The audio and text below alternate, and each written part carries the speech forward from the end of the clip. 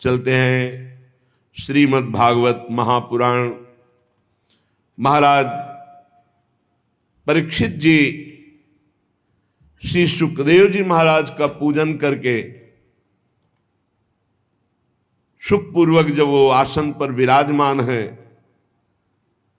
तो उनसे कहते हैं, प्रभु आप जैसे भगवत प्रेमी महात्माओं का हम जैसे गृहस्थों को दर्शन होना, स्पर्श करना या चरणामृत उतारने का अवसर मिलना, मस्तक झुकाने का अवसर मिलना, ये तो सिर्फ भगवान की कृपा से होता है।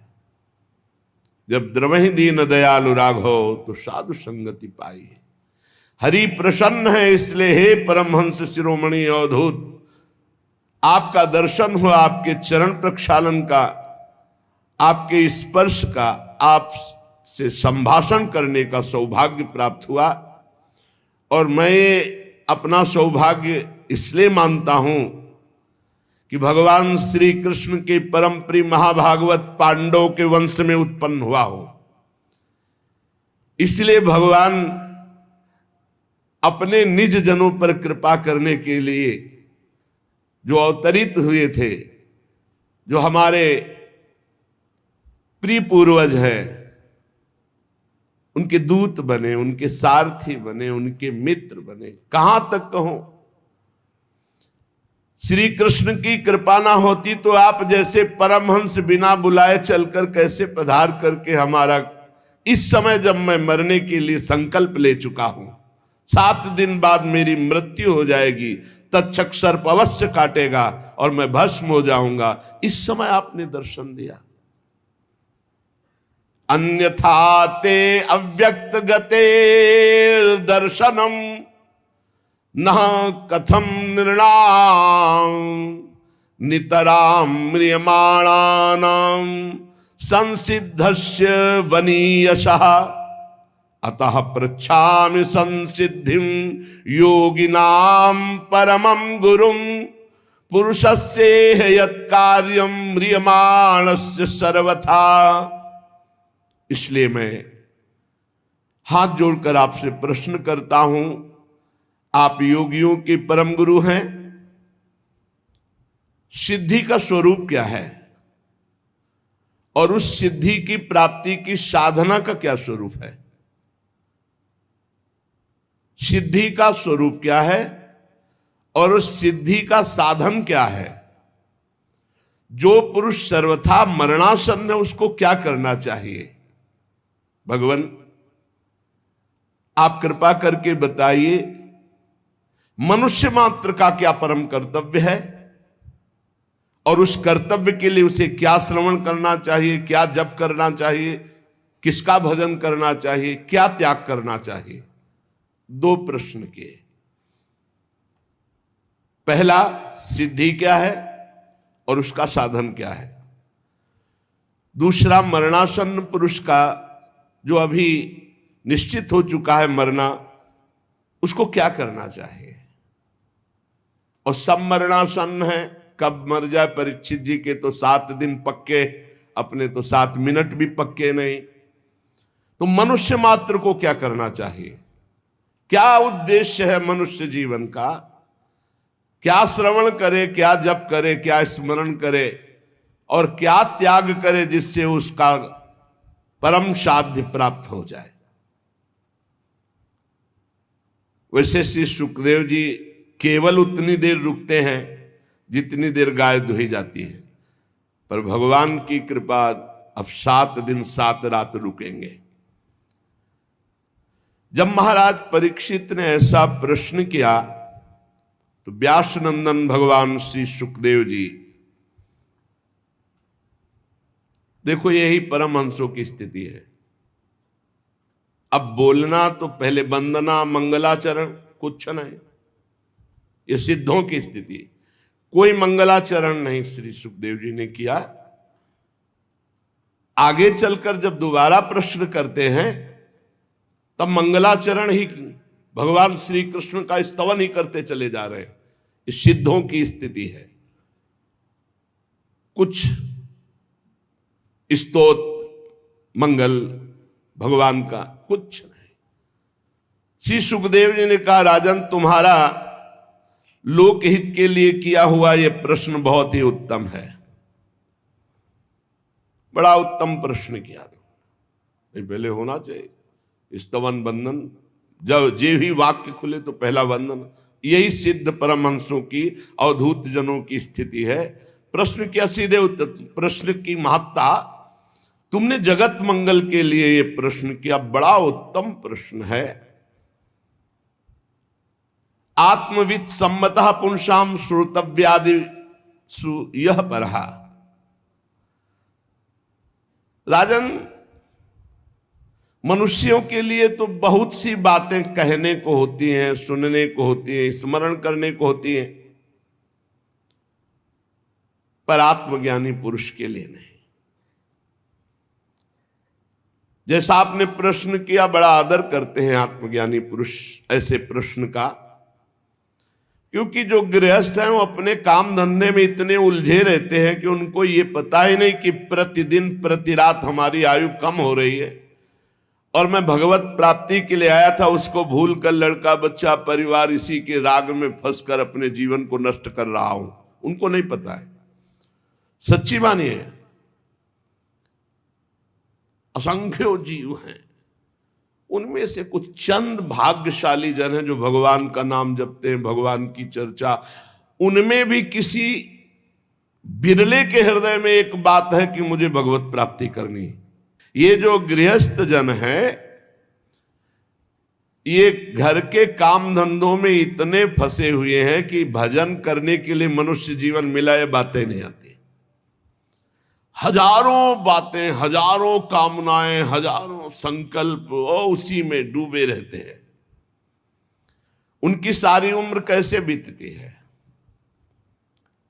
जागृत अवस्था में काम धंधा प्रपंच की बातें और रात्रि में नींद या स्त्री प्रसंग। परमहंस जी कह रहे हैं, निद्रया ह्रियते नक्तम व्यवायेन च वावयः दिवाचार्थे हया राजन कुटुंब भरणे नवा। दिन तो गया कुटुंब पोषण के लिए, खूब काम मेहनत और प्रपंच की बातें, और रात गई सोने में या स्त्री सहवास में। संसार में जिन्हें अपना अत्यंत घनिष्ठ संबंधी कहा जाता है, वो है शरीर, स्त्री, पुत्र, मित्र, भाई, ये सब। महाराज, ये सब असत्य है। परमहंस जी बोल रहे हैं, देहापत्य कलत्रादि स्वात्म सैन्ये स्वसत्व स्वपि तेषां प्रमत्तो निधनम पश्यन्नपि न पश्यति। ये अज्ञानी देख रहे हैं, ऐसे पागल हैं काम धंधे, रुपया पैसा, भोग सामग्री भोग भोगने में, कि उन्हीं के घरों में मृत्यु हो रही है और वो उनको फूंक के आ रहे हैं, फिर भी उनको ज्ञान नहीं हो रहा कि हमको भी मरना। मरने के बाद कोई किसी को नहीं पहचानता, ना वो जीवात्मा और ना उसके परिवार वाले, सब भूल जाते हैं।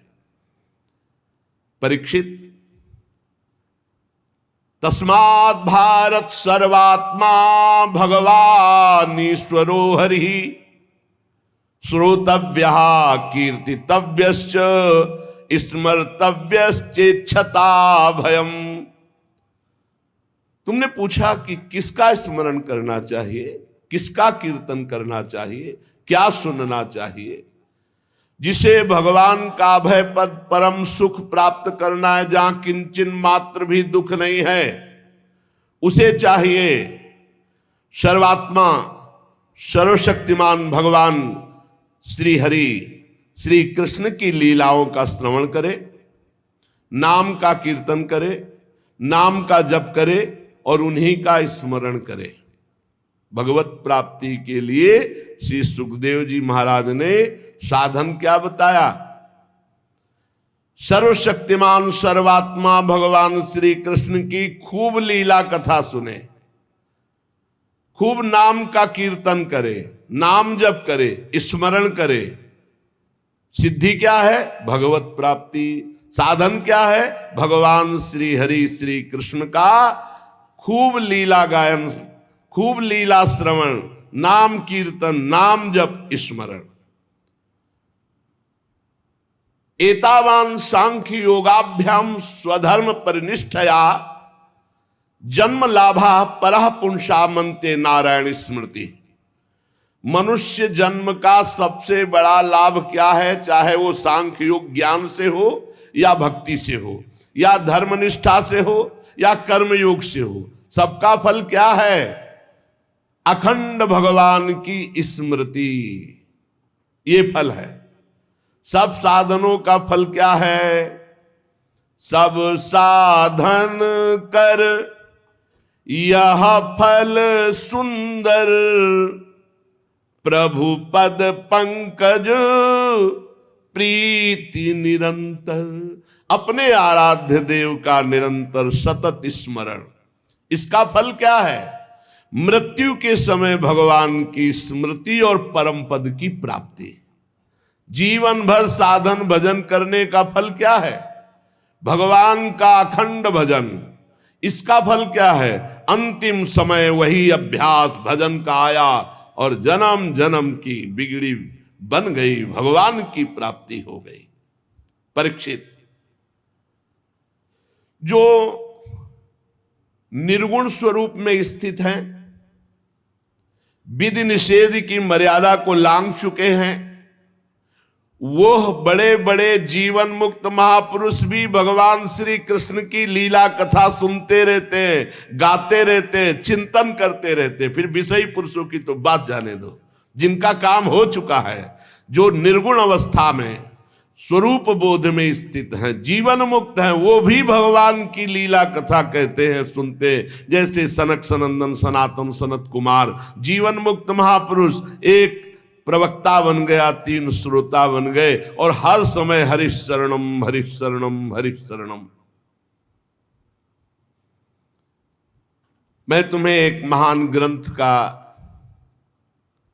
परिचय बताता हूं, जिसका नाम श्रीमद् भागवत महापुराण है।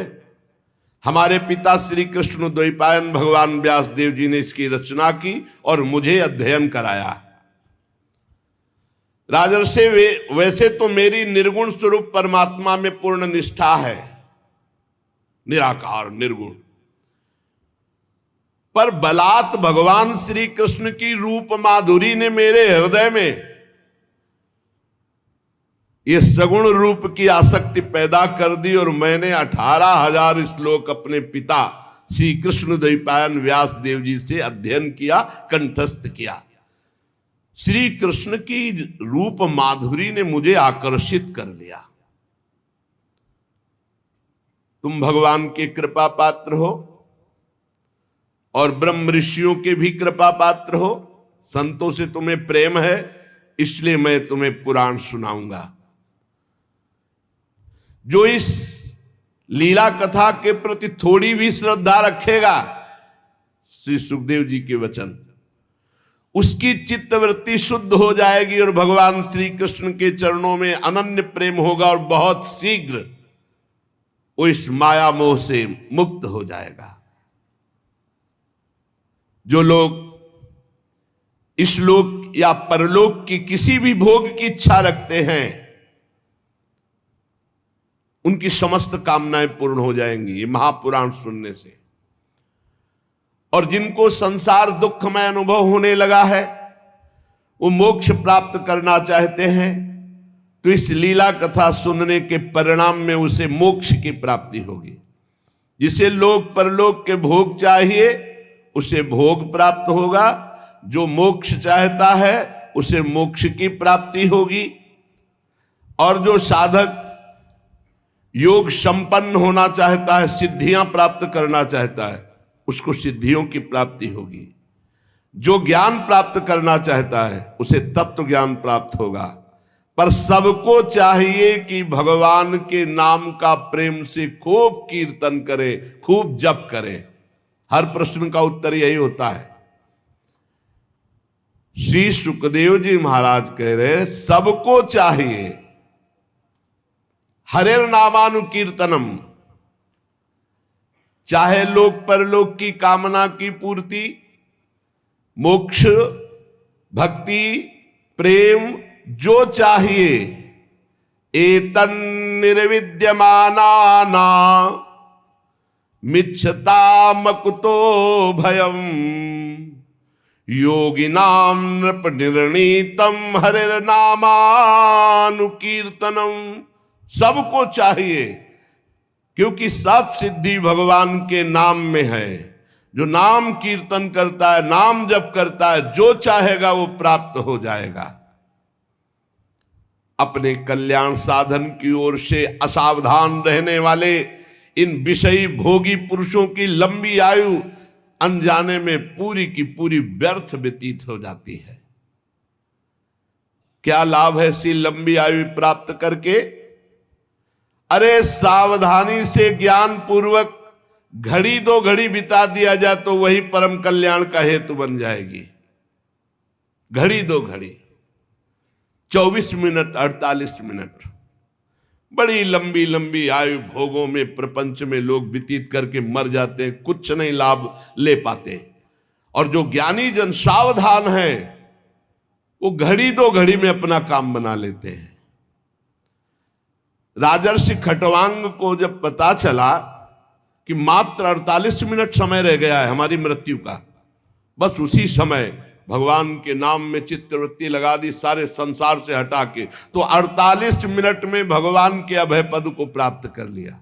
आपके पास तो अभी समय है, आप निराश ना हो, निरंतर नाम जप करो। कई बार कहा है, आप ध्यान दीजिए सत्संग में कि हर समय राधा राधा हम जप रहे हैं, किसी समय मृत्यु हुई तो हमें भगवान की प्राप्ति हो जाएगी, परम पद मिल जाएगा। परीक्षित, अभी तो तुम्हारे जीवन की अवधि 7 दिन की है। खडवांग ने 48 मिनट में भगवत प्राप्ति की थी। चिंता मत करो, इसी 7 दिन में तुम्हें परम पद में विस्थापित कर दूंगा। जब कोई संत, जब कोई गुरु कहे चिंता मत करो तो हृदय शीतल हो जाना चाहिए, विश्वास होना। ए परीक्षित, खडवांग ने 48 मिनट में भगवत प्राप्ति की, तुम्हारे 7 दिन, चिंता मत करो, परम पद में मैं विराजमान करूंगा। मृत्यु का समय आने पर वही घबराते हैं जिन्होंने जीवन में भजन नहीं किया। घबराना नहीं चाहिए, वैराग्य से युक्त होकर शरीर संबंध को काट देना चाहिए। अब जीवन भर शरीर संबंध में रहो, मैं पुरुष मैं स्त्री, तो बुढ़ापे में काट पाओगे? नहीं। यावत स्वस्थमिदम कलेवरम यावच्च दूरे जरा, जब तक बुढ़ापा दूर है, शरीर स्वस्थ है, रोगी नहीं हुआ, तब तक मन को प्रभु में लगा लो। अन्यथा जैसे आग लगने पर कुआं खोदना व्यर्थ है, ऐसे ही बुढ़ापे में भजन नहीं होता। नहीं होता, ये सब नाटकबाजी, भजन नहीं होता। अभ्यास जीवन में किया नहीं भजन। जो अभ्यास कर रहे हैं वो देख ले, और जिन्होंने अभ्यास नहीं किया वो भगवान में चित्तवृत्ति लगा देंगे। यहां संसारी लोग कहते हैं अरे तुम्हारी भजन की अवस्था है, तो जो बोल रहा भजन की अवस्था उससे पूछो तुम्हारी अवस्था क्या है, तुम भजन करते हो? ये जीवन बड़ा कीमती है, केवल भगवत प्राप्ति के लिए। महामुनि परमहंस शिरोमणि श्री सुखदेव जी कह रहे हैं, धैर्य के साथ घर से निकलकर तीर्थ या भगवत धामों का आश्रय ले और वहां एकांत में भगवान का नाम जप या प्रणव गुरु प्रदत्त आ उमा मन ही मन खूब जप करे। जैसे गोकर्ण जी ने अपने पिता को उपदेश किया, छोड़ो चलो भजन। बड़ा कठिन है, बड़ा कठिन है, बातें बनाना अलग है, बहुत कठिन है। जब कोई भगवत प्राप्ति की चाह करना किसी भी संयोग से प्रारंभ करता है तो लड़का बच्चा और पत्नी और परिवार इतना प्यारा लगना लगता है कि पूछो मत। मतलब कैसे तुम्हें बताएं, तुम मोह में हो इसलिए नहीं जानते हो। थोड़ा हटो वैराग्य की तरफ, तब पता। भगवत मार्ग कोई खिलवाड़ नहीं है। अगर थोड़ी भी आशा है तो वहीं पहुंच जाओगे। थोड़ी भी आशा, इसीलिए आशा का कनेक्शन ही काट दिया जाता है। बड़ा धैर्य रखकर घर से निकले, किसी धाम या तीर्थ, अगर अपना कल्याण करना, पूरा जीवन गृहस्थी में व्यतीत कर दिया तो अंतिम बनाओ, किसी धाम या तीर्थ का आश्रय लेकर भगवान का निरंतर नाम जप करते हुए या प्रणव का जप करते हुए बुद्धि को सब जगह से हटा ले, कोई हमारा नहीं। जैसे तितिक्षु ब्राह्मण की कथा 11 स्कंद में आएगी श्रीमद् भागवत में, जब उसका सब धन नष्ट हो गया, परिवार वाले छोड़ दिए, शरीर बुढ़ापा, तब उसने निश्चय किया अब जितनी आयु बची भगवान को देंगे। तो इतना महापुरुष हो गया कि भगवान उसके चरित्र का गायन किए 11 स्कंद में। इंद्रियों को सब जगह से हटा ले, बुद्धि को हटा ले, किसके बल से? नाम जप के बल से। और विचार करे कि जैसे हमने पहले बहुत शरीर छोड़े, ऐसे अब इस शरीर छोड़ने का समय आ रहा है, मुझे बिल्कुल विचलित नहीं होना, मेरा कोई नहीं भगवान के सिवा। अब वो भगवान के चिंतन में डूबे और भगवान का ध्यान करे। भगवान के ध्यान करते करते जब वो भगवान में तन्मय हो जाता है, वो आनंद से युक्त हुआ, सोई तमोगुण, रजोगुण, सतोगुण तीनों क्षीण हो गए और वो भगवान के परम पद को प्राप्त हो जाता। पर बड़ा कठिन है, जीवन में अभ्यास नहीं किया तो ये नहीं कर पाओगे, बिल्कुल नहीं कर पाओगे। परीक्षित जी ने पूछा कि आपने जिस धारणा की बात बताई, धारणा से ही तो ध्यान होता है। जो आपने कहा कि बहुत जल्दी परम पद प्राप्त हो जाता है, तो उसका स्वरूप क्या है? श्री सुखदेव जी ने कहा, बहुत ध्यान देने योग्य बात, परीक्षित ये धारणा वही कर सकता है जो आसन जीत चुका है। ले आसन जीत चुका है, 3 घंटे बिना किसी भी तरह के हिले डुले सिद्धासन या पद्मासन में बिल्कुल मूर्तिवत, उसे कहते हैं आसन विजयी।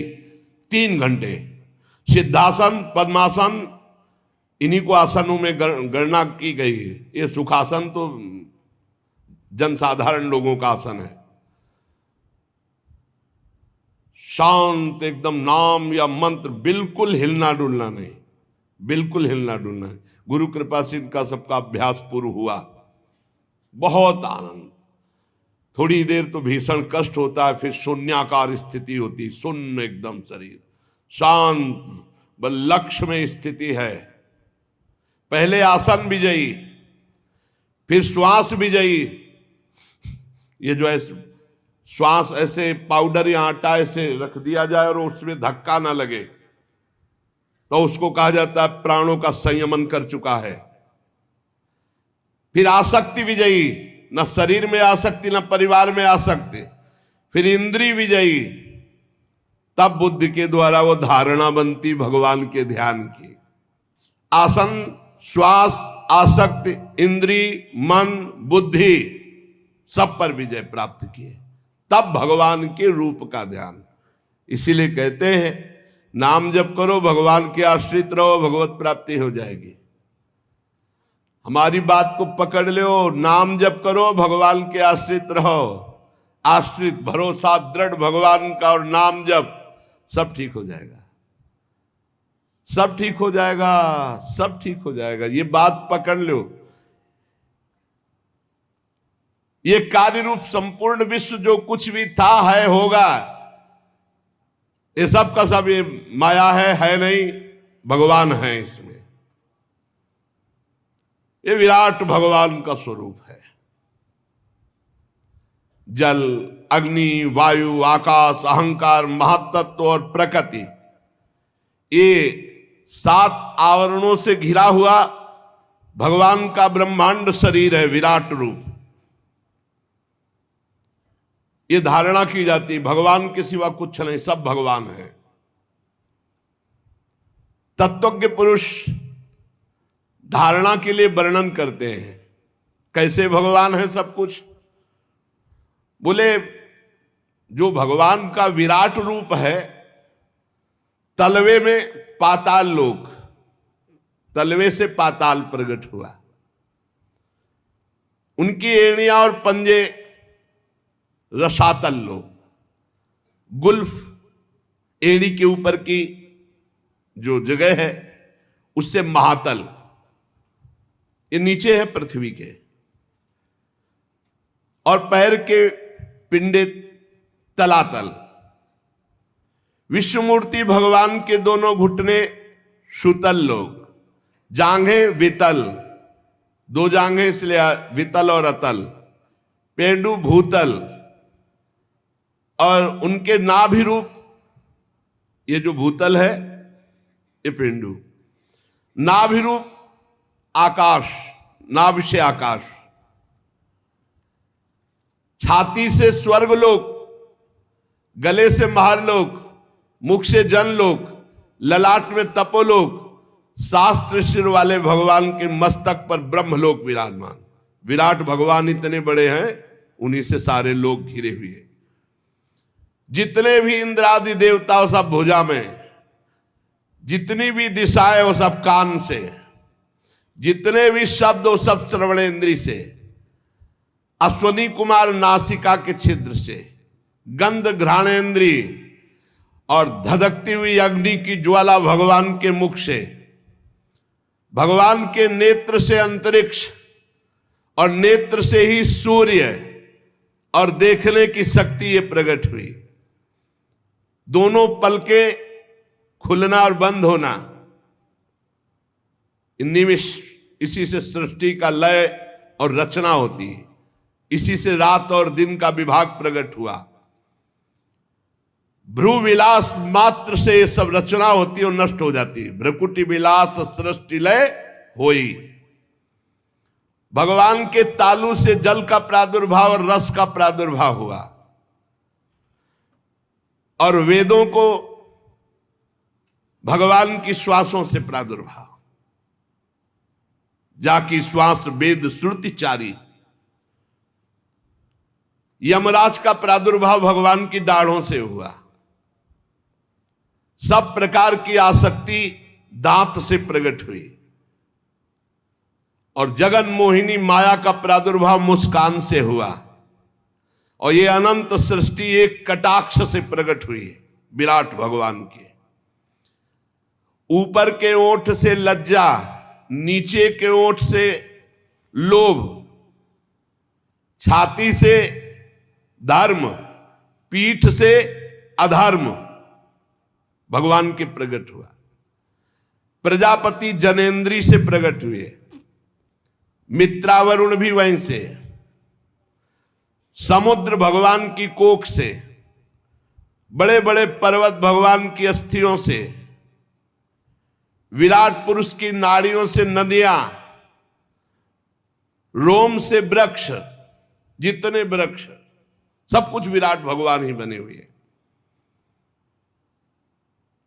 प्रबल वायु भगवान के श्वास खींचने और छोड़ने से, भगवान की चाल ही से काल प्रकट हुआ, इसलिए उनकी चाल कोई जान नहीं सकता। भगवान की चाल से ही गुण प्रकट होकर चक्कर लगा रहे हैं, सतोगुण रजोगुण तमोगुण, और चाल चलने से ही कर्म का प्रादुर्भाव हुआ। भगवान के केश से बादलों का प्रादुर्भाव हुआ, भगवान के वस्त्र से संध्या का प्रादुर्भाव हुआ। महात्माओं ने मूल प्रकृति को भगवान के हृदय से प्रकट हुआ बताया। मूल प्रकृति ब्रह्म और मूल प्रकृति, फिर त्रिगुणात्मिका प्रकृति, फिर महातत्व, फिर अहंकार, जिससे सृष्टि प्रकट होती, वो मूल प्रकृति भगवान के हृदय से प्रकट हुई। सब विकारों का खजाना मन,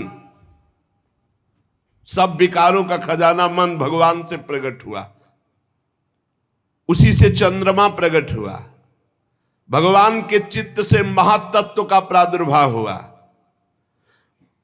भगवान के अहंकार से रुद्र भगवान का प्रादुर्भाव हुआ।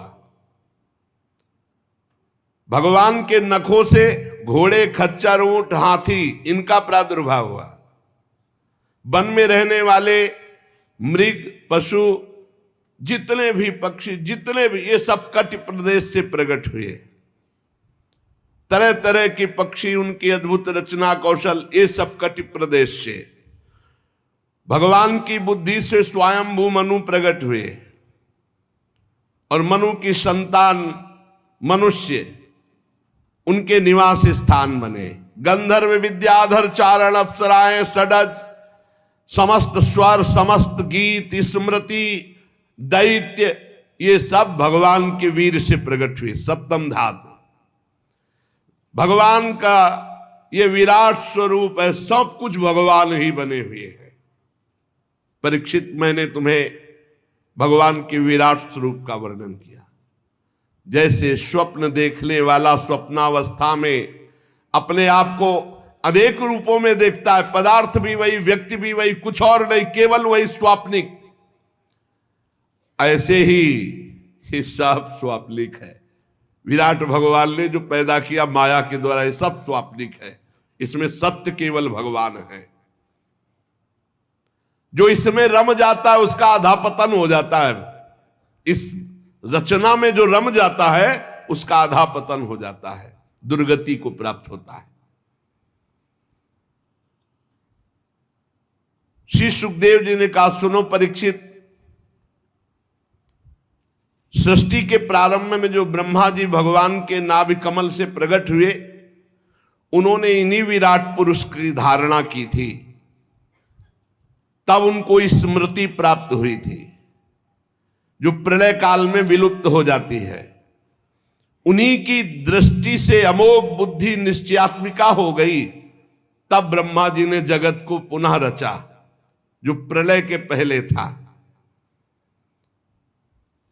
ये वेदों की ऐसी वर्णन शैली है कि लोगों की बुद्धि स्वर्ग आदि में फंस जाती है। जीव वासना स्वप्न जैसे देखता ऐसे स्वर्गलोक भी है, एक थोड़ा अच्छा स्वप्न है, कुछ नहीं। सच्चे सुख की प्राप्ति से जीव वंचित हो जाता है, वह है भगवत प्राप्ति।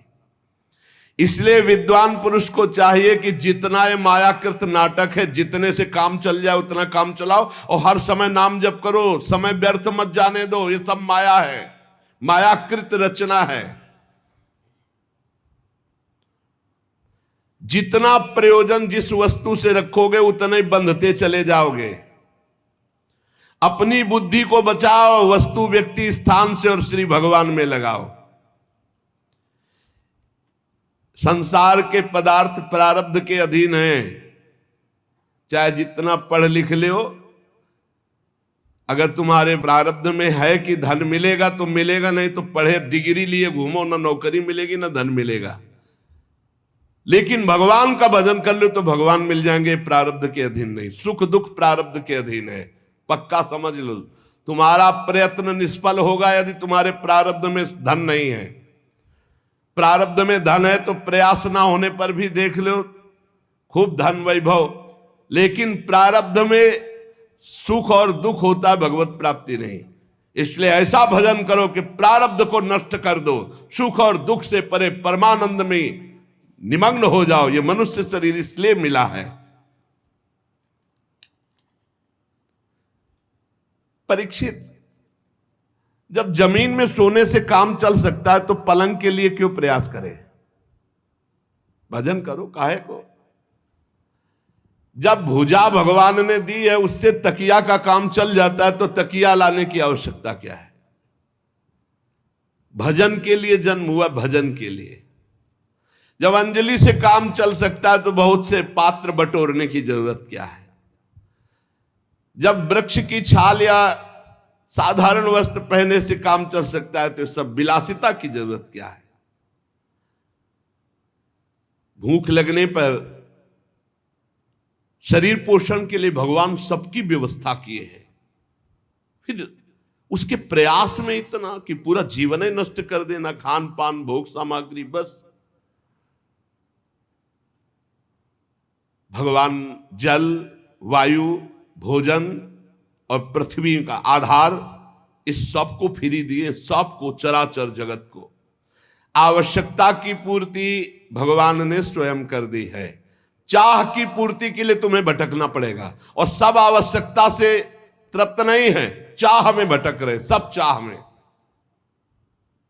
बहुत विलासिता में जीव जीवन व्यतीत करके भगवत विमुख सब का सब नष्ट कर देता है। शरीर को जितना आप विलासी बना दोगे उतना ही परेशानी है। ये जो आजकल चले हैं ना भोजन बाजार वाले, जो खूब चकाचक स्वाद वाले, यही सब।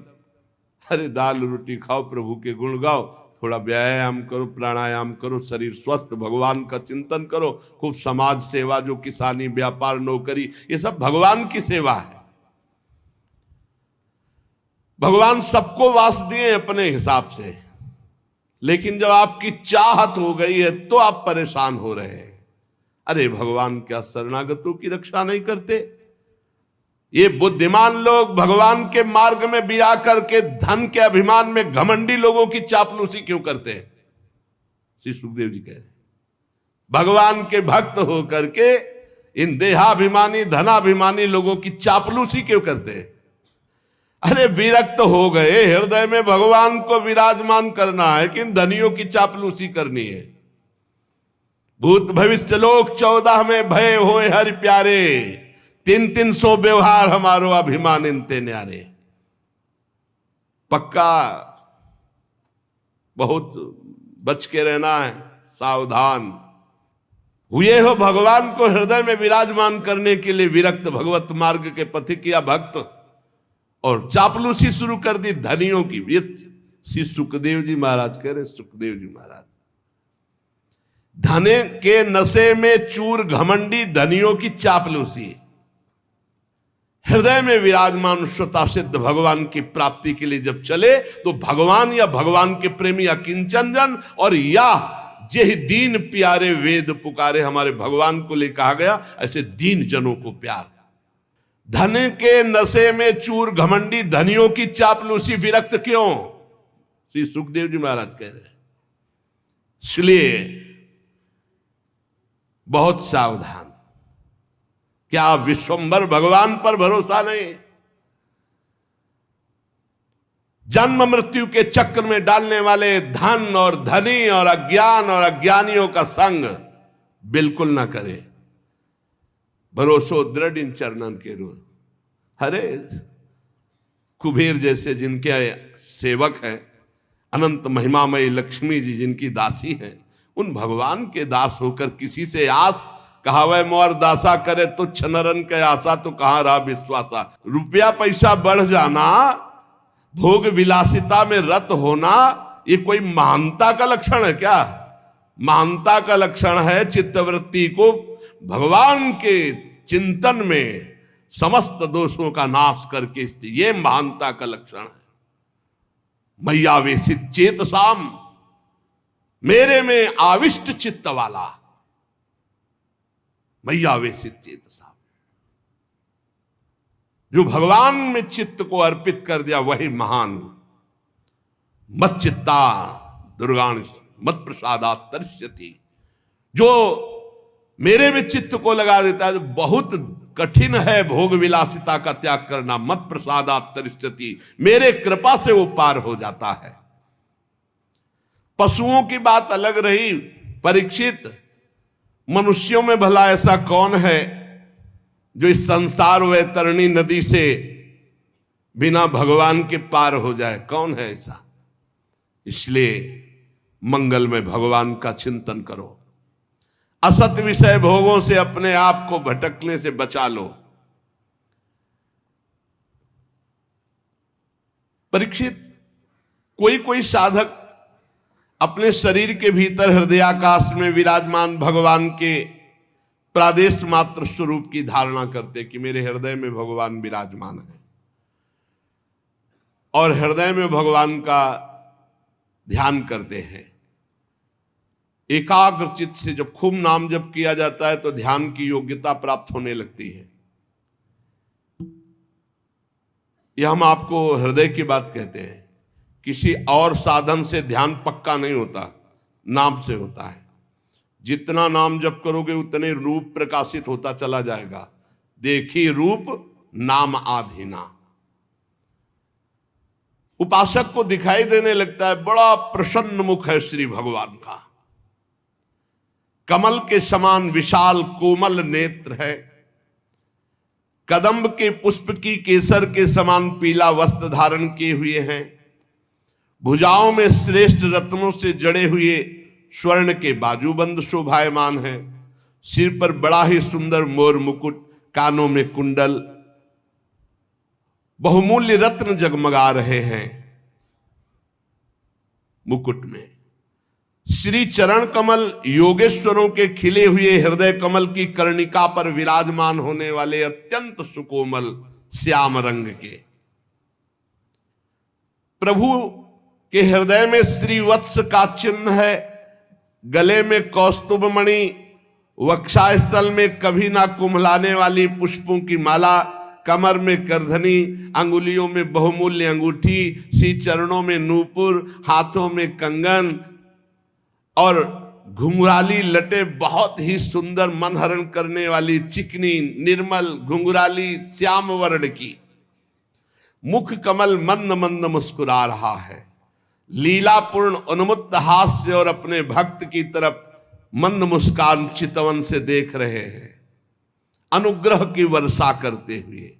जब ये रूप हृदय में आता है, उसी समय सब कर्म बंधन छिन्न भिन्न हो जाते हैं। बिना भगवान के रूप दर्शन के कर्म बंधन, इसे भगवत प्राप्ति कहते, भगवत साक्षात्कार। हृदय में भगवान की धारणा की भगवान, अब वो आंख खोला तो सामने भगवान, आंख मूंदे तो भगवान हृदय में। परीक्षित, एक तो ये भगवत प्राप्ति, और एक जब योगी पुरुष अपने शरीर को छोड़ना चाहे, योगी जिसने योग किया है अष्टांग योग, तो किसी देश काल में मन न लगाते हुए सुखपूर्वक आसन पर बैठ जाए, प्राणों को जीत ले, इंद्रियों को संयम में करे और बुद्धि से मन को नियमित करके मन के साथ बुद्धि को क्षेत्रज्ञ में, क्षेत्रज्ञ को आत्मा में, आत्मा को परमात्मा में लीन कर दिया। निर्मल बुद्धि को मन में और मन के साथ बुद्धि को क्षेत्रज्ञ, क्षेत्रज्ञ को अंतरात्मा में, अंतरात्मा को परमात्मा में लीन करके उस शांति पद को प्राप्त हो गया। अब उसके लिए कोई कर्तव्य शेष नहीं रहा, वो जीवन मुक्त महापुरुष हो गया। यहां ना सतोगुण है, ना रजोगुण है, ना तमोगुण है। अब काल की भी दाल उस महात्मा के ऊपर नहीं गलती जो ऐसी स्थिति को प्राप्त है। योगी लोग चित्तवृत्ति का निरोध करके परमात्मा में ऐसी स्थिति प्राप्त करते। अलग अलग श्री सुखदेव जी भगवत प्राप्ति का स्वरूप वर्णन करते हैं।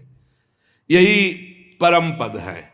एक भगवान के नाम जप करते हुए ध्यान में स्थित हुआ, और एक जो है योगी इस तरह से परमात्मा में स्थित हुआ। अब एक है ज्ञान दृष्टि। ज्ञान दृष्टि बल से जिसकी सब चित्त वासना नष्ट हो चुकी है, वो ब्रह्मनिष्ठ अपने को परमात्मा स्वरूप देखता है। वो जब शरीर त्याग करता है तो कैसे, एड़ी से अपनी गुदा को दबाकर, गुदा द्वारा बिना घबराहट के प्राणवायु को षटचक्र भेदन करता है। वह मनस्वी नाभि चक्र मणिपूरक में स्थित वायु को हृदय चक्र अनाहत में, वहां से उदान वायु को वक्षा स्थल में विशुद्ध चक्र में, फिर वहां से वायु को धीरे धीरे तालुमूल विशुद्ध चक्र के आगे बढ़ा देता है। तदनंतर 2 आंख, 2 कान, 2 नासा छिद्र, मुख, इन 7 को रोक करके वायु प्राणवायु को भौं के बीच में आज्ञा चक्र में ले जाता है। अगर उसे किसी लोकांतर का भोग चाहिए तो फिर वहां रुकना होता है, वहीं से संकल्प बनेगा और वो उसी लोक में पहुंचेगा। और अगर नहीं तो आधी घड़ी 12 मिनट तक आज्ञा चक्र में वायु को रोके, फिर वहां से शास्त्र सार ब्रह्मरंध्र, और फिर ब्रह्मरंध्र का छेदन करके जीवन मुक्त परमात्मा स्वरूप हो गए। एक ये गति है। और यदि योगी को वहां इच्छा हो जाए कि मैं ब्रह्मलोक में जाऊं, 8 सिद्धियों का भोग भोगूं, जो वो सब प्राप्त हो जाएगा। अरे इसीलिए भजन करो। योगी का शरीर वायु की भांति सूक्ष्म हो जाता है। वो उपासना, तपस्या, योग, ज्ञान का सेवन करने वाला त्रिलोकी के बाहर भीतर कहीं भी घूम सकता है, पास मिल जाता है उसको। जहां चाहे, देवलोक, ब्रह्मलोक, तपलोक, महारलोक, रसातल, तलातल, पाताल, जहां चाहे। ये भगवान का शिशुमार चक्र विश्व ब्रह्मांड का भ्रमण केंद्र है। योगी चाहे तो मारलोक चला जाए, सत्यलोक चला जाए, सत्यलोक जाएगा, जितनी ब्रह्मा की आयु वहां आनंद लेकर फिर वो ब्रह्म को प्राप्त हो जाएगा। भगवान का भजन करने वाला जिस पद को प्राप्त होता है वहां ना शोक है, न दुख है, न बुढ़ापा है, न मृत्यु है, न भूख है, न प्यास है, न मान है, न अपमान है, न उद्वेग है, न भय है, न केवल आनंद ही आनंद। यही प्राप्त करने के लिए मानव देह मिला है। ब्रह्मलोक में केवल एक बात का दुख है, वो जब मृत्यु लोक के प्राणियों को भोगों में रत देखते तब वो दुखी होते कि अरे भजन कर लेता तो हमसे भी ऊपर भगवान के धाम को जा सकता, कैसा जीवन बर्बाद कर रहा है। बस इसी बात की व्यथा ब्रह्मलोक के ब्रह्म ऋषियों को होती है।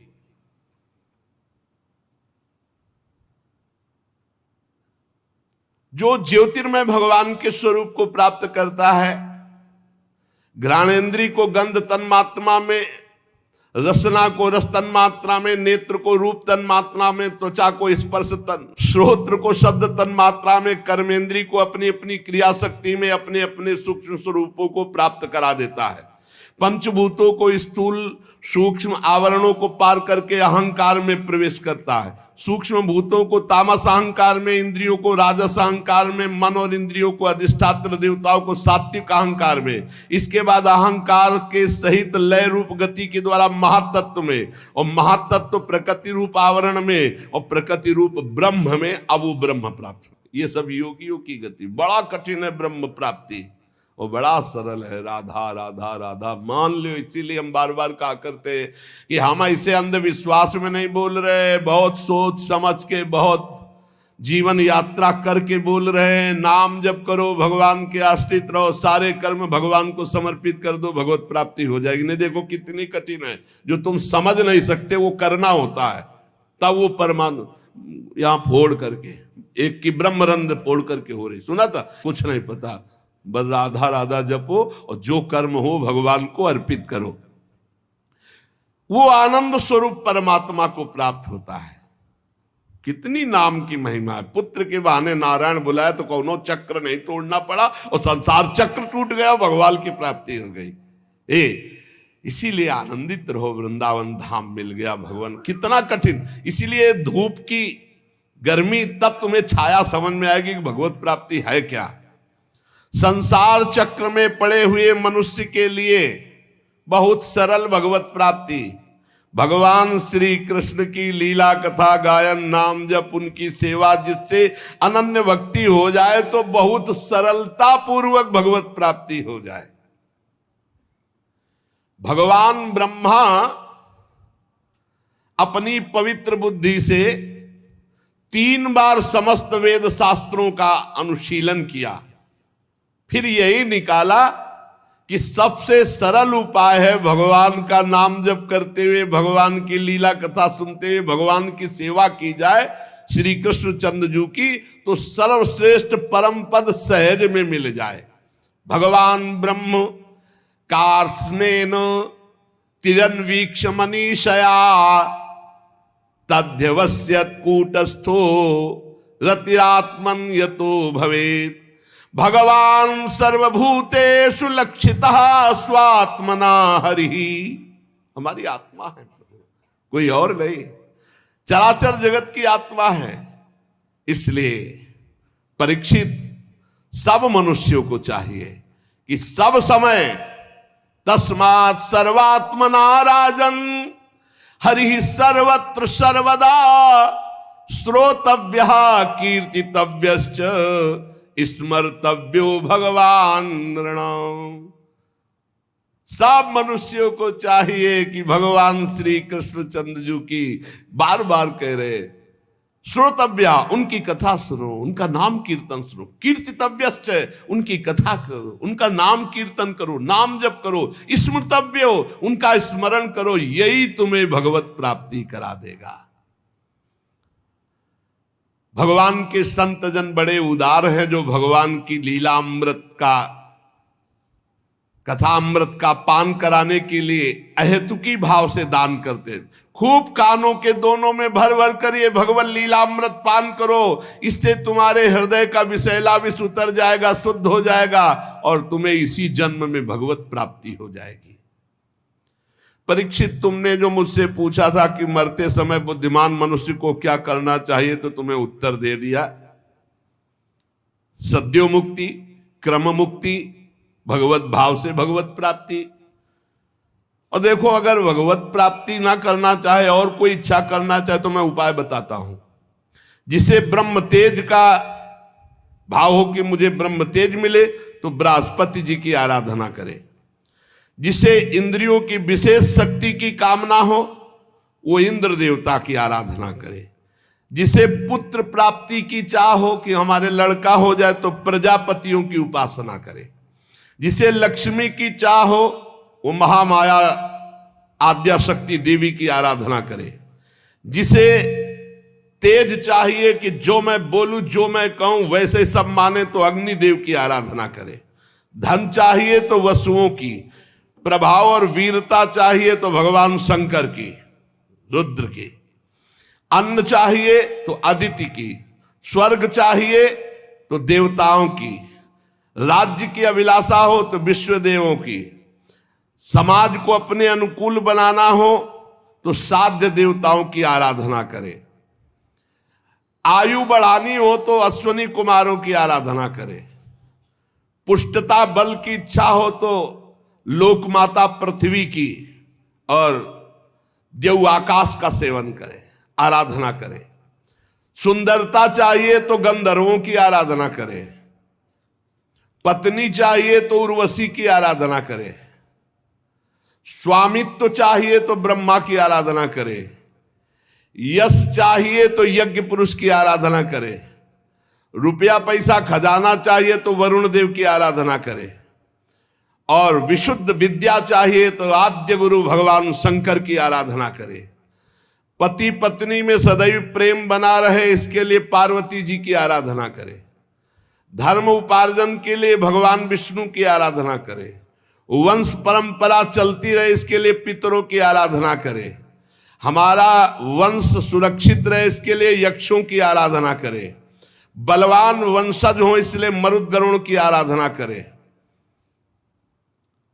राज्य चाहिए तो मनवंतरों के अधिपति देवताओं की।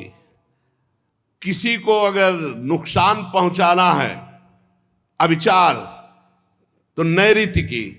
भोग चाहिए तो चंद्रमा की। और अगर निष्कामता परम आनंद चाहिए तो भगवान श्री हरि की। बुद्धिमान पुरुष वही है। अकामः सर्व कामो वा मोक्ष काम उदारधीः तीव्रेण भक्ति योगेन यजेत पुरुषम परम।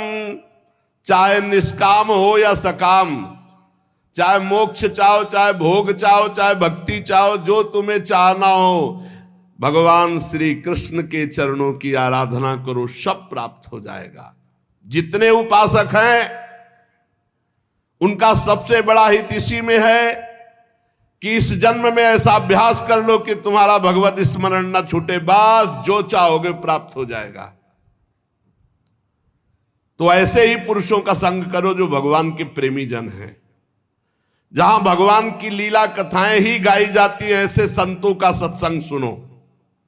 ये दुर्लभ है सत्संग, जहां केवल भगवान की चर्चा होती, शास्त्र सम्मत चर्चा होती, जिससे संसार की त्रिगुणमयी तरंगमालाओं के थपेड़े शांत हो जाते हैं। हृदय शुद्ध होकर आनंद का अनुभव करता है। इंद्रियां विषयों से अनासक्त होकर भगवान में लग जाती हैं। ऐसी रसमयी कथाएं जहां हो रही हैं, वही सत्संग सुनो, इसी से तुम्हारा परम कल्याण होगा। शौनक जी कहते, सूत जी, राजा परीक्षित ने सुखदेव जी की बात सुनकर उनसे और क्या पूछा, क्योंकि सुखदेव जी तो बड़े सर्वज्ञ हैं और बहुत ही मधुर पवित्र वाणी है, क्योंकि ब्रह्मबोध संपन्न महापुरुष हैं। सूत जी, आप तो सब कुछ जानते हैं, हम लोग उनकी वह बातचीत बड़े प्रेम से सुनना चाहता हूं जो परीक्षित से हुई। आप कृपा करके सुनाइए, क्योंकि संतों की सभा में ऐसी ही बातें होती हैं जिनका पर्यावसान भगवान के श्री चरणारविंद में होता है। अर्थात संतों का संग निश्चित भगवत प्रेम प्रदान करता है। पांडुनंदन महारथी राजा परीक्षित बड़े भगवत भक्त थे। वो ऐसे थे कि बाल्यावस्था में भी भगवान की लीला चरित्रों का अभिनय करके खेलते थे। और भगवान में सुखदेव जी को क्या कहना है, ये तो जन्म से ही विरक्त थे, तो प्रश्नकर्ता उत्तर देने वाले दोनों महान पुरुष हैं। इसलिए क्या चर्चा हुई श्री परीक्षित जी और भगवान सुखदेव जी के बीच में। महाराज, जिसका समय भगवान के नाम जप में, भगवान की लीला कथा में व्यतीत होता है, उन्हीं का जीवन धन्य है, और तो सब व्यर्थ में जी रहे हैं। रोज भगवान सूर्यदेव उदय होकर के और अस्त होकर के सबकी आयु का नाश कर रहे हैं। महाराज, क्या वृक्ष नहीं जीते? वो भी जीते। अगर भगवान का नाम नहीं जपते हो, भगवान की लीला कथा नहीं सुनते हो, भगवत भाव से सेवा नहीं करते हो, तो तुम्हारा जीना क्या? क्या वृक्ष नहीं जीते? तरवाह किम न जीवंती, भस्त्राहा किम न श्वसंत्युत। क्या लोहार की धोकनी सांस नहीं लेती? न खादंती न मेहंती किम ग्राम पशुओं परे। क्या गांव के जो पशु हैं वो खाते पीते नहीं है क्या? वो भी खाते पीते। क्या वो मैथुन नहीं करते? वो भी बच्चा पैदा करते। तुम मनुष्य होकर के यही खाना पीना, श्वास लेना, बच्चा पैदा करना, सोना जागना, तो तुम्हारा मनुष्य जीवन किस बात से श्रेष्ठ रहा? अरे जिसके कान में भगवान का नाम नहीं पड़ा, भगवान की लीला कथा नहीं पड़ी, वो नर पशु, कुत्ते, ग्राम सूकर, ऊंट और गधे से भी गया बीता है।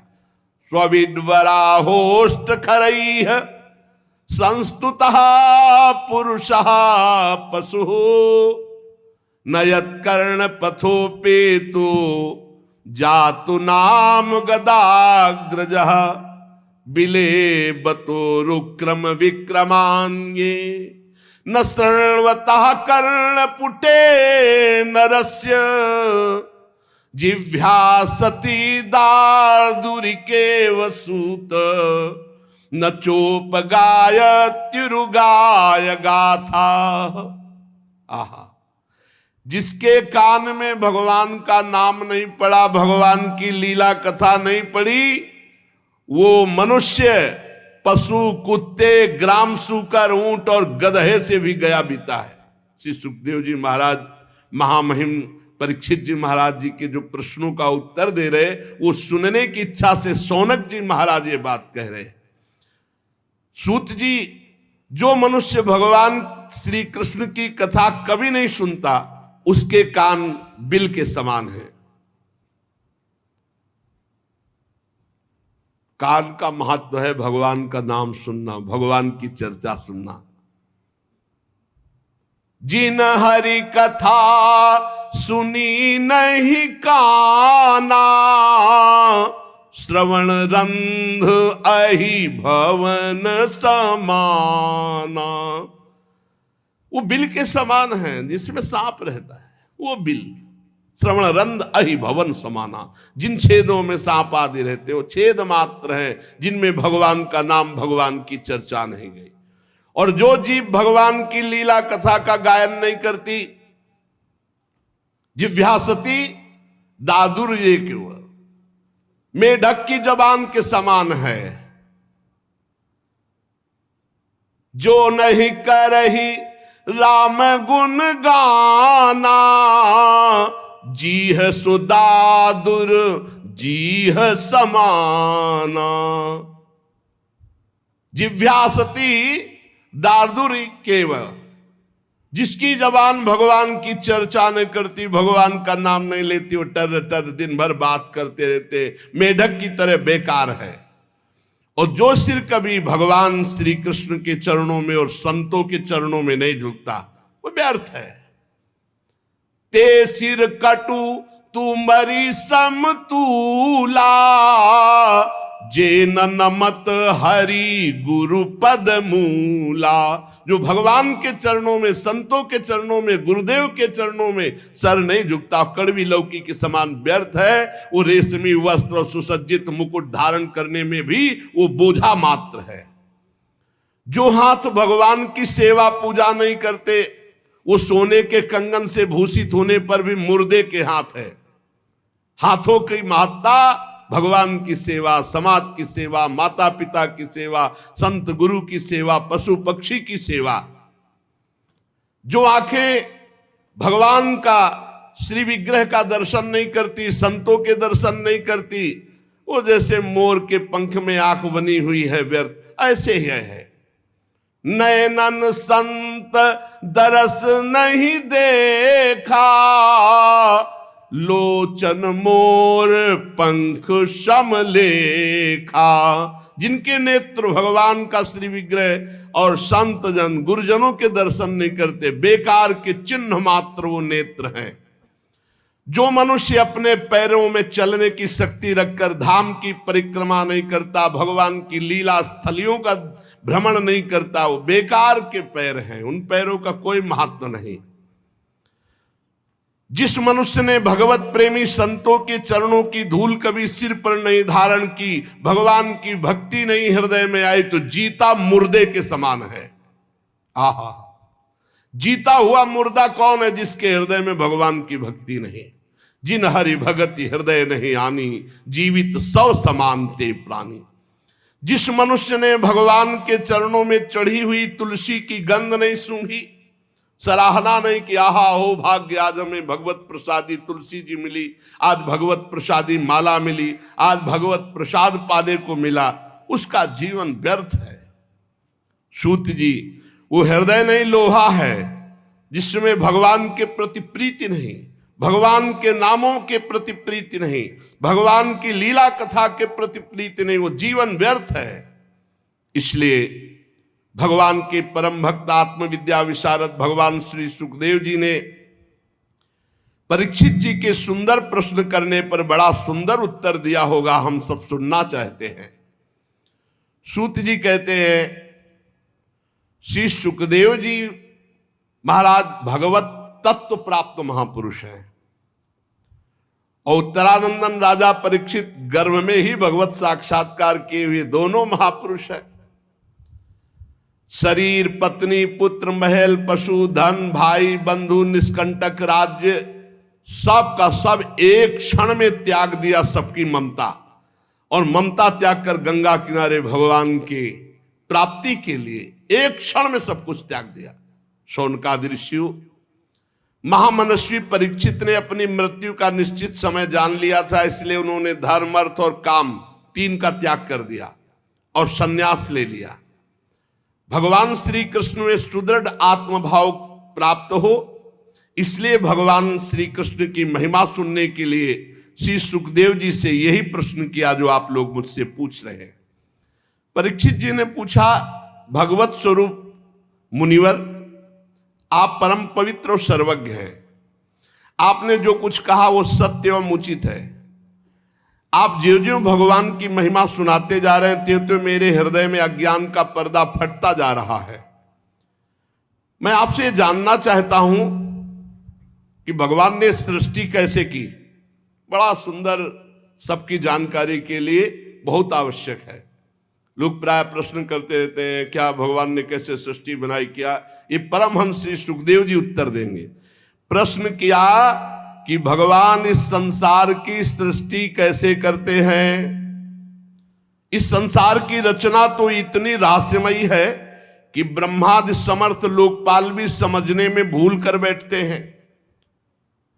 फिर भगवान इस सृष्टि की रचना करके इसकी रक्षा कैसे करते हैं। अनंत शक्ति परमात्मा किन किन शक्तियों का आश्रय लेकर अपने आप को सृष्टि रूप में रचते हैं, किन किन शक्तियों का आश्रय लेकर अपने आप की रक्षा करते हैं, ध्यान से सुनना, और किन किन शक्तियों का आश्रय लेकर अपने आप से अपना विनाश करते हैं। विनाश खेल तीनों भगवान किसी और से नहीं करते, अपने आप से अपने आप की रचना, अपने आप से अपने आप का पालन और अपने आप से अपने आप का विनाश संहार खेल। भगवान तो अकेले हैं, वो विभिन्न रूप धारण करके, अवतार धारण करके विस्तार करते हैं। इसलिए आप ही ऐसे ब्रह्मज्ञानी महापुरुष हैं जो हमारे संदेह का निवारण कर सकते हैं। श्री सूत जी कहते हैं, राजा परीक्षित ने भगवान के गुणों का वर्णन करने के लिए जब ऐसा प्रश्न किया, अब देखो, अब ध्यान आया कि भगवान का मंगलाचरण करना चाहिए, सारे उत्तर पीछे ही देती है। अब श्री सुखदेव जी को, ओहो, उन पुरुषोत्तम भगवान के चरण कमलों में मेरे कोटि कोटि प्रणाम। प्रश्नोत्तर, यह है परमहंस स्थिति, जो संसार की उत्पत्ति स्थिति प्रलय की लीला करने के लिए सतोगुण रजोगुण तमोगुण रूप तीन शक्तियों को स्वीकार करके अपने आप को ब्रह्मा रूप में, भगवान विष्णु रूप में और भगवान शंकर के रूप में सृजन पालन और संहार करते हैं। चराचर प्राणियों के हृदय में अंतर्यामी रूप से विराजमान, जिनका स्वरूप और उपलब्धि का मार्ग बुद्धि का विषय नहीं, जो स्वयं अनंत है, जिनकी महिमा अनंत है, जिनके अंश से ब्रह्मा विष्णु और महादेव प्रकट हुए, भगवान श्री कृष्ण को हम नमस्कार करते हैं। हम पुनः पुनः उन भगवान श्री कृष्ण के चरणों में नमस्कार करते हैं जो सत्पुरुषों का दुख मिटाकर उन्हें प्रेम दान करते हैं, दुष्टों की सांसारिक बढ़ती रोककर उन्हें मुक्ति देते हैं, और हम परमहंसों के एकमात्र आश्रय हैं, उनकी अभीष्ट वस्तु का दान करते हैं। चर समस्त प्राणी श्री कृष्ण की ही मूर्ति हैं, चर अचर समस्त प्राणी श्री कृष्ण की ही मूर्ति है। इसलिए श्री कृष्ण का किसी के प्रति पक्षपात नहीं है। ऐसे मैं श्री कृष्ण को नमस्कार करता हूं, बड़े ही भक्त वत्सल है। अब पूरा ध्यान, हठपूर्वक भक्तिहीन कठोर साधना करने वाले लोग जिनकी छाया भी नहीं छू सकते,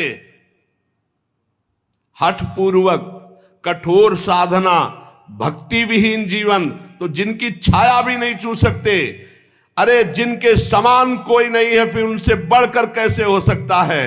ऐसे महामहिम निरंतर ब्रह्म स्वरूप अपने स्वरूप में विहार करने वाले भगवान श्री कृष्ण को मैं बार बार नमस्कार करता हूं, जिनका कीर्तन, यत् कीर्तनम यत् स्मरणम यदीक्षणम यद वंदनम यत् श्रवणम यदर्हणम लोकस्य सद्यो विधुनोति कल्मषं तस्मै सुभद्र श्रवसे नमो नमः।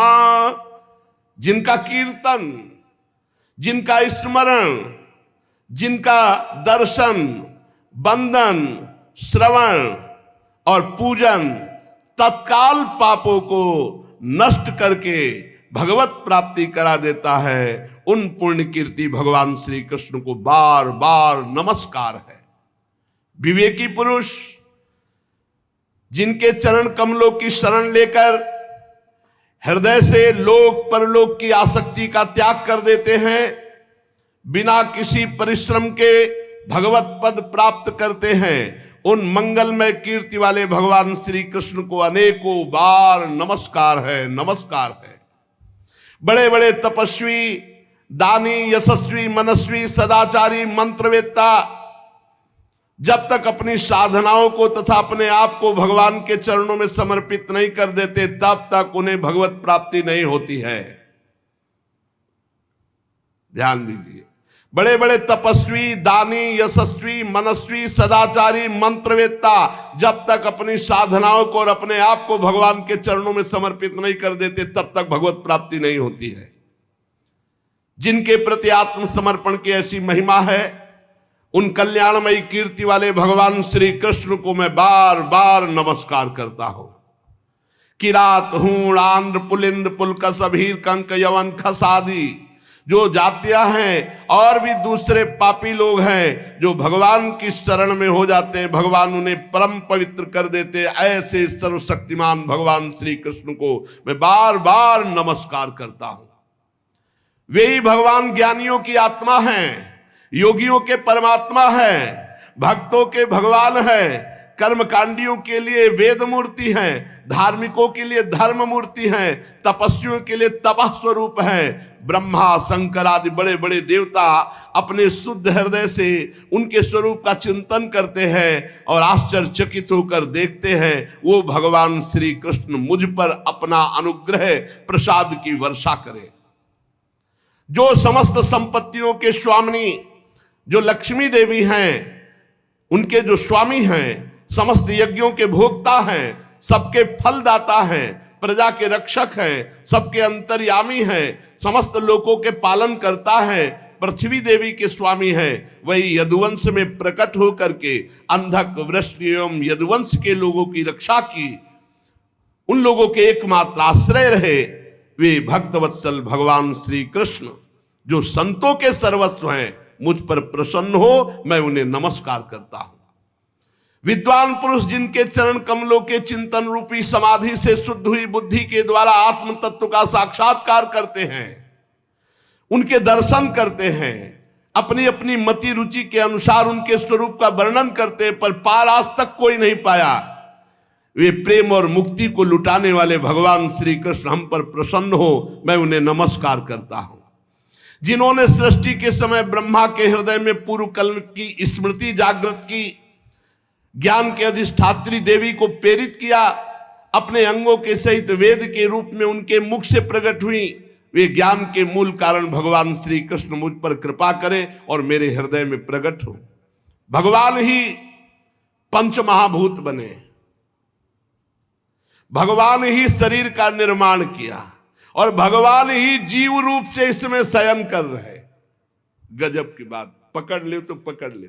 भगवान ही पंचभूत बने, भगवान ही पंचभूतों से निर्मित शरीर बने, भगवान ही इसमें जीव रूप से विराजमान है, भगवान ही 5 ज्ञानेंद्री, 5 कर्मेंद्री, 5 प्राण, 1 मन, इन 16 कलाओं से युक्त होकर इसमें विराजमान है। भगवान ही भगवान, यही बोध होता है।